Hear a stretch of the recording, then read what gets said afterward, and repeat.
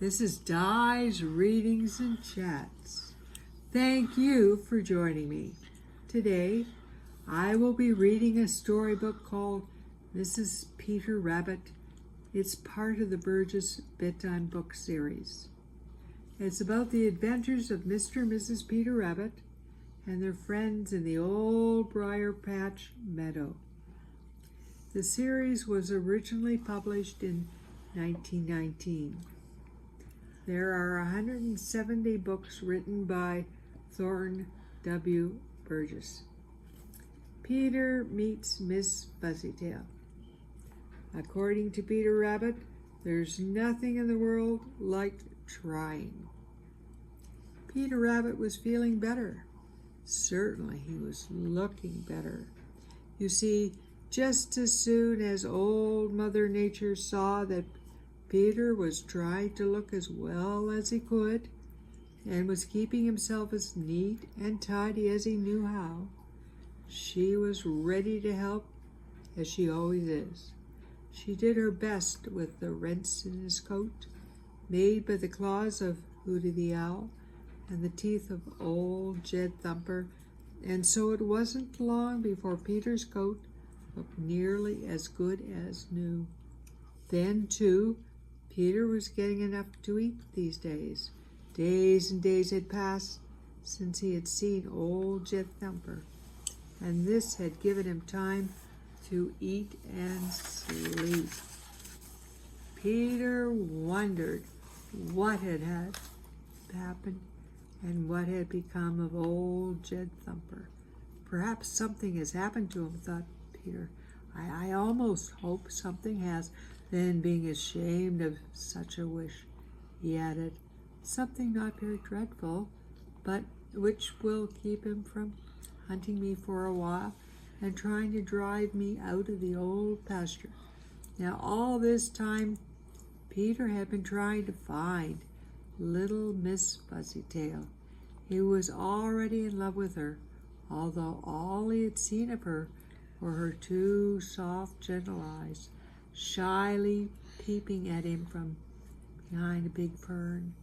He had wandered here and sauntered there looking for her, but although he had found her footprints very often, she always managed to keep out of sight.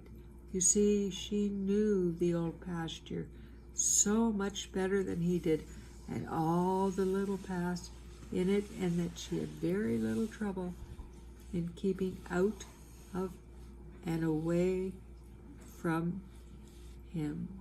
Then, too, she was very busy, for it was she who was keeping her cross father, Old Jed Thumper, away from Peter, because she was so very sorry for Peter. But Peter didn't know this. If he had, I am afraid that he would have been more in love than ever. The harder she was to find, the more Peter wanted to find her. He spent a great deal of time each day brushing his coat and making himself look as fine as he could. And while he was doing it, he kept wishing over and over again that something would happen so that he could show how little Miss Fuzzytail, what a smart, brave fellow he really was. But one day followed another, and Peter seemed no nearer than ever to meeting little Miss Fuzzytail.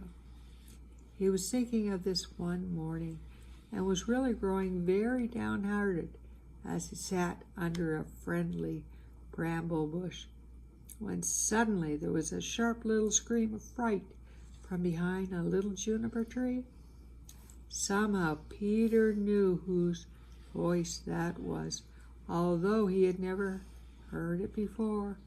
He sprang around the little juniper tree, and what he saw him filling with such rage that he didn't stop to think of himself.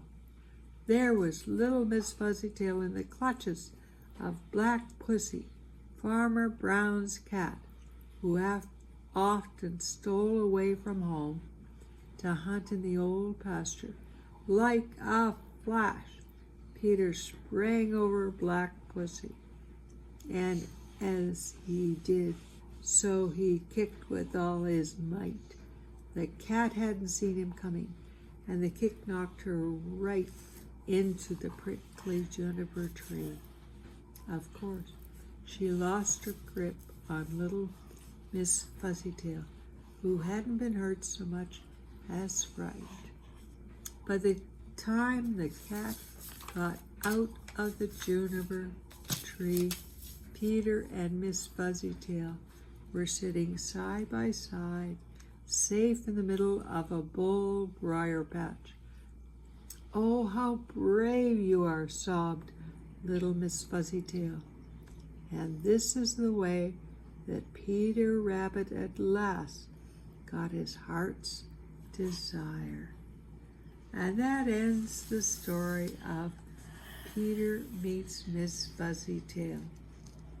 Before I say goodbye to you, I would like to sing you Barney the Dinosaur's song. I love you, you love me, we're one happy family. With a great big hug and a kiss from me to you, won't you say you love me too? So, until we chat again, take care, and God bless you and our world.